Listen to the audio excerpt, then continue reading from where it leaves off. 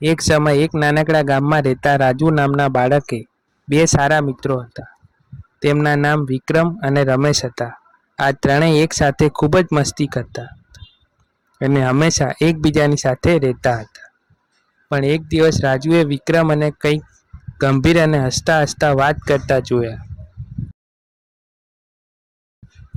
રાજુને રસ પડ્યો અને તેણે તેના મિત્રને પૂછ્યું, તમે બંને આટલું બધું કેમ હસો છો? વિક્રમે કહ્યું, અરે રાજુ, અમને એક ખજાનો મળ્યો છે. અમે તેને આપણી વચ્ચે વેચીશું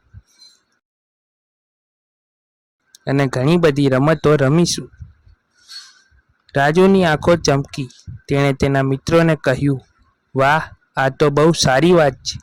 ચાલો જલ્દી ખજાનો બતાવો. વિક્રમ અને રમેશ રાજુને એક નાના ખાડામાં લઈ જઈને ખજાનો બતાવ્યો.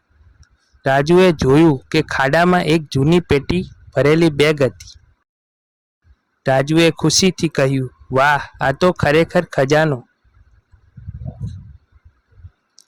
છે. આવો ખોલીએ. વિક્રમ ખુશીથી હસી પડ્યો અને બેગ ખોલીને એમાંથી થોડુંક લીધું. જૂની અને નકામી વસ્તુઓ બહાર આવી. રાજુને જોઈને એ મિત્ર હસતો રહ્યો. રાજુના ચહેરા પર મૂંઝવણના ભાવ હતા. તેણે તેના મિત્રોને પૂછ્યું, તમે લોકો મારી મજાક કરો છો ને? રમેશ દિલથી કહ્યું, હા રાજુ, અમે તારી સાથે મજાક કરતા હતા. તને છેતરવાનો અમારો કોઈ ઈરાદો નહોતો. રાજુ તેના મિત્રોનો વિશ્વાસઘાત ભૂલી ગયો અને હસીને બોલ્યો, ઠીક છે, હવે આપણે બધા સાથે રમીએ.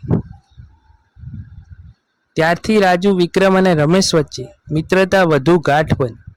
તેઓ હંમેશા સાચા અને વફાદાર મિત્રો રહ્યા છે અને એકબીજા સાથે દરેક ક્ષણનો આનંદ માણ્યો છે. આ વાર્તામાંથી આપણને શીખીએ છીએ કે મિત્રતામાં દગો નથી હોતો. સારા મિત્રો હંમેશા સાચા અને એકબીજા પર વિશ્વાસ કરતા હોય.